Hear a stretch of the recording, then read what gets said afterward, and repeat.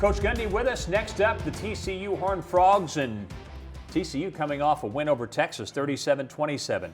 What did you see in that game, maybe specifically that got your attention, and then what in general gets your attention? They're really good on defense. This could be the best defense that we've played up to this point, which he's a very good defensive coach. Their front six is extremely good at stopping the run. They've got NFL guys in the secondary, in my opinion, so they're good on defense. They're very disruptive. They force turnovers against Texas. Texas threw 4 interceptions. We know that when you turn the ball over in this league and you're minus 2 or 3 in the turnover category, it's hard to win. And the quarterback's a young one, and he's starting to get a little better, it looks like, and figure it out and make some plays. And he runs around and makes some plays. He's throwing it pretty good. Just from an outsider looking in, he's starting to figure it out a little bit. So they're a much better team now than they were a month ago. What's the level of challenge for Spencer Sanders dealing with TCU's defense, maybe compared to what you saw with Iowa State and some other teams that you've played? We need to be balanced. We have to throw the football effectively, but we also have to rush the football. And for him, he needs to be calm and play with emotions, but keep everything in check. And don't try to do too much. Just play the game. Okay, play the game, get the ball to the guys that can make plays and give us the best chance to win. You know, one thing that comes up that's important in a lot of games, but this one in particular, Jalen Reagor had a long touchdown run against your team last year. He's very explosive. Returns could be very important because they probably have arguably the most explosive return game in the conference. They do. He's a really good football player. And, I joked about it earlier in the press conference. I love watching him play, not just against us. But he's explosive, so we have to tackle. You got to come to balance. You got to wrap him up. You got to get him down. They're very aware of where he's at on the field. Their coaches understand he's the guy that makes plays for them, makes a bunch of them. They're going to try to get the ball to him as much as they can. But is it safe to say offensively, really more of a run-oriented attack? They're roughly, 58, 59% run. A little bit slower pace than what we saw when Trevon Boykin and those guys were there. It's changed for them that way, hasn't it? Well, it has, and I think they're trying to throw it a little bit more now as he progresses as a quarterback. But my guess with Coach is he wants to run the ball. He's gone back to using the clock. He went through a stage there of 2 or 3 or 4 years where they were playing a little faster. They might come out and play all turbo this week. I don't know, but I don't know that that's what his passion is right now. I think that they want to rush the football some. They want to use some of the clock and play good defense and try to have explosive plays with Reagor. The Cowboys at TCU coming up on Saturday. Still to come, the Showdown Breakdown with Brandon Weeden. Stay with us.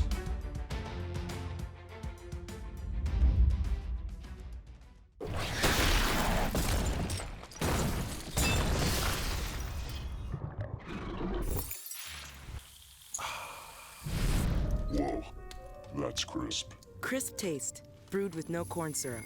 Bud Light.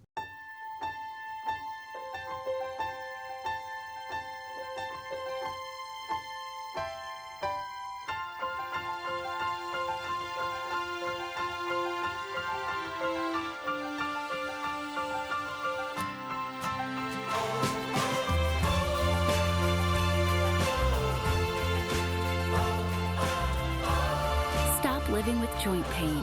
Take the first step at mercy.net/cowboysortho. ADM milling is really a part of the fabric of the Enid community. So if we were to have lost them, it would have been more than the 70 jobs that they employ. OG&E, the City of Enid, and the Enid Regional Development Alliance were all great to work with. Not only does it allow for the growth of the new mill, but also the power is there to make that happen for the future.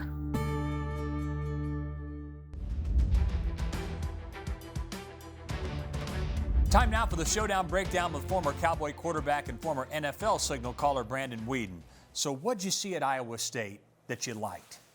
I think obviously the plays weren't there, as far as the amount of plays they ran, but they took advantage of the opportunities and made big plays. You had the best play I've seen maybe in college football, especially in the Big 12 by Tylen, down the sideline. And they just took advantage, made big plays early on. And, again, you know, we're used to running 60, 70 plays, maybe 80 plays a game. You know, I think we're at 55, 56 plays a game. So they took advantage of the big plays.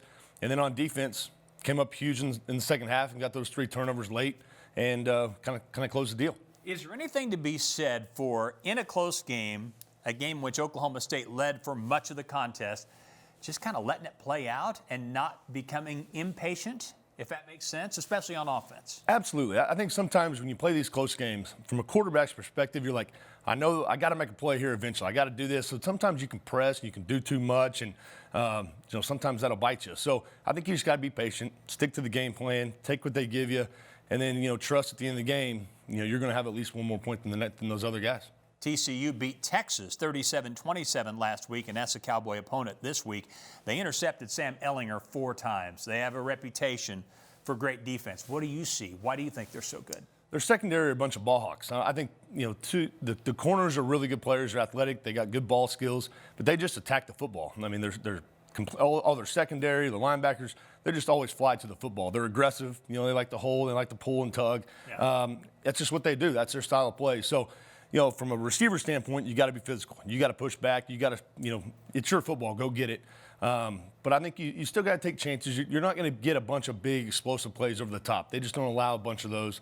But when they are there, you got to hit them. You got to hit the deep balls. You got to, you know, block well on the perimeter with the receivers. So I think, you know, you got to take advantage of getting them in space, win the one-on-one matchups, and you got to do it for 4 quarters. It's a good defense. Yeah, they're really good against the run too.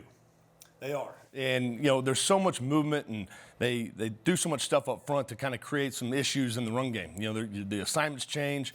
But more importantly, I think they have that aggressive mentality. Linebackers are always downhill. They plug gaps extremely well. And, again, the movement up front can cause some problems. But, yeah, very, very stingy defense. You have to, again, be patient. I think in a game like this, you know, it's tough to pull ahead of a team like this. You know, they're going to hold the ball on offense. It's hard to. So you just got to be patient. Keep plugging away, and hopefully, you know, you hit a couple big ones as the game goes on. You know, speaking of their offense, there was a period of time when, for example, Trevon Boykin was quarterbacking TCU, that they were going pretty fast on offense and running the spread, scoring a lot of points. Now they've kind of reverted back to what Gary Patterson did for the most part early in his career at TCU, and really made a living at it, won a lot of games. Shorten the game, let your defense win the game, rush the football. That's the deal now. And that was the case last year. They've sort of changed that way. I think so. And I think kind of started to give a young quarterback. You know, he's kind of finding his way. He's a talented player. He can run around, make plays. But take a little heat off him. You know, play clock, you know, manage the clock, extend the drives there that way, run the football, get a good running back. The running game's solid. But don't put too much pressure on the quarterback when, in turn, now you're holding on the ball. Now the defense is not on the field for 80, 90 plays a game. And that's their recipe. That's what they want to do.